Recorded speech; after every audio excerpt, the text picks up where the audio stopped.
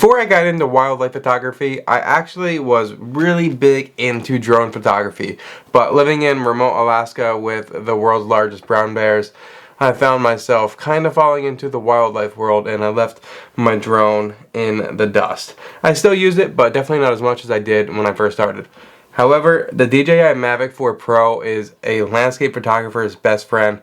This thing is revitalizing my wilderness experience when I'm flying this thing.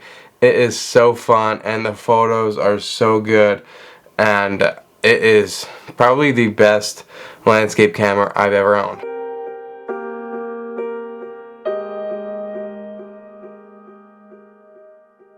Hey, what's up guys? My name is Kris Luckenbach. I'm a wildlife photographer and drone pilot here in beautiful Kodiak, Alaska. And I make videos like this to showcase my world as a photographer here in beautiful Kodiak Island. So if you want to see more of Alaska, if you want to see more drone stuff, more wildlife stuff, click subscribe, and without further ado, let's get this video moving along here. So I'm really just going to talk about the photography side of this drone because I've taken some awesome photos over the past month that I've had this drone, and I'm really loving it.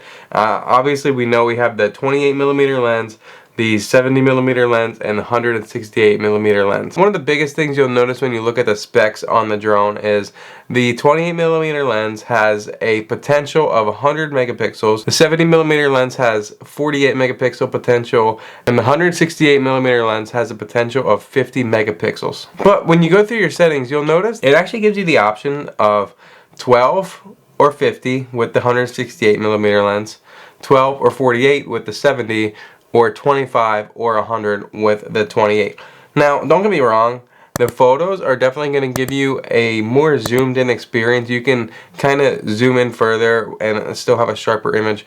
But I noticed editing these photos, the dynamic range, some weird colors are happening in the shadows, and when I switch back to the native resolution, the native megapixels, which is 12, and 25 on the 28mm lens, I noticed that my pictures are a little bit better. And one of the biggest things when it comes to megapixels is it really just gives you the ability to crop more. A 12 megapixels or 25 megapixel sensor is going to be so good. You're still going to be able to blow up the pictures really good. I have some Mavic 4 Pro, which is 24 megapixel, or Mavic 3 Pro, which is 24 megapixels, and I got these blown up in my house, and they look really good. And let's be honest, like, there's really no need to crop in with this drone. Maybe if you're trying to look for something, sure, then you might want to switch to the 50 megapixels on the 168mm lens. But really, drone shots are going to be just kind of how it is. You might just adjust the composition just a little bit in post-production, but you don't really need to crop in at all. And if you do need to crop in, that's what the 70mm and 168mm lenses are for, and they are really good. The vertical aspect of this drone is actually really good. It has some challenges. I mentioned this before. A lot of people have mentioned that vertical is useless on this drone. I wouldn't say useless. I actually do like it. I think you can get some really nice compositions with vertical.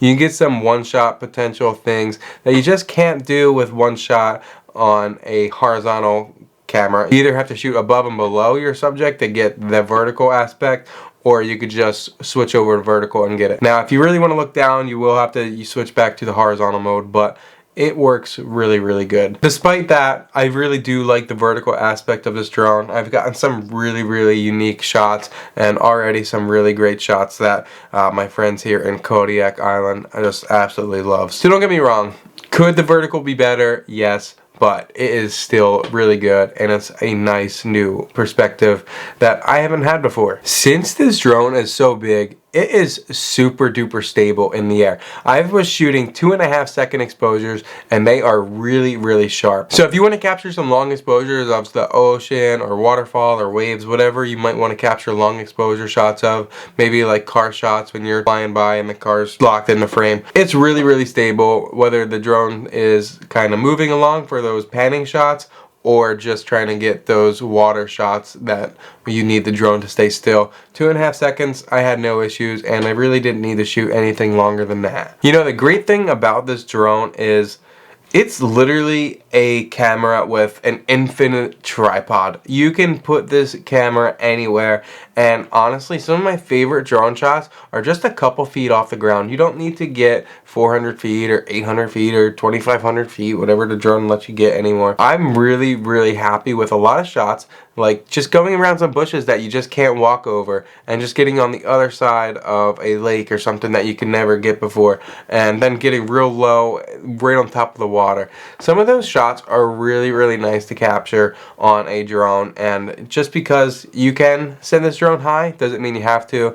And some of my favorite shots with a drone are below 50 feet, below 20 feet most of the time too. So yeah, it's a flying camera, and it can put a camera where a tripod and a camera can't go. Different perspectives of smaller things of in your town, just things that no one's ever captured before, can give you new opportunities to make money. People might want to buy some prints because it hasn't been done before, and people like things that are new to them. A lot of times people end up capturing the same old shot of the same old town, but if you can just change it up just a little bit, you have a big potential of bringing in some extra money. And to me, the Mavic 4 Pro has already earned me a few dollars. And one of the biggest things with landscape photos is you don't really need the biggest depth of field. You kind of want everything to be sharp, and with a variable aperture you can make that happen. But most of the drone shots on a smaller sensor, you're not going to notice a big difference. If you're really close to something and you focus on that, the background might be a little blurry, even at f2,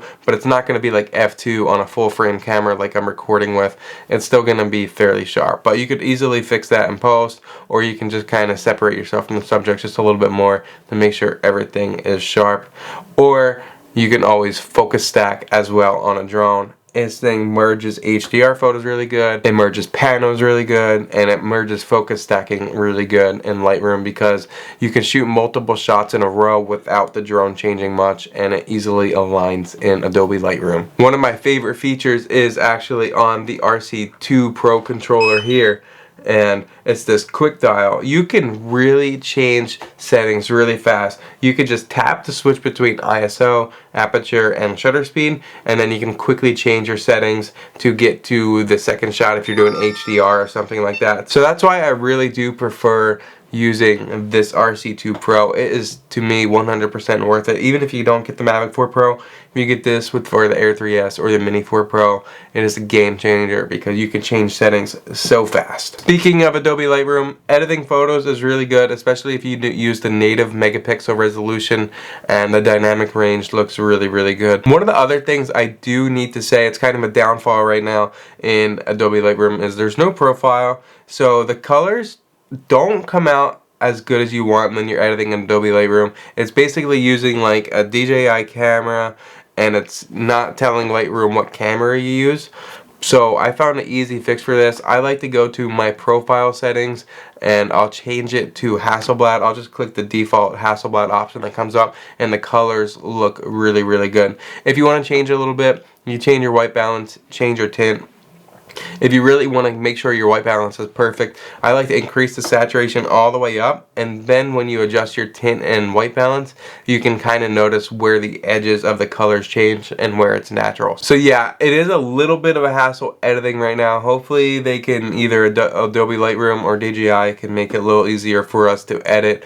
But right now, it's still really good once you get beyond that calibration issue. And if you're still deciding if the Mavic 4 Pro is right for you, check out this video right here, 5 reasons why you might want to get the Mavic 4 Pro, or this video right here, 5 reasons you might want to avoid the Mavic 4 Pro. Be sure to subscribe to the channel if you want to see more of Alaska. Thanks for watching, and I'll catch you in the next one.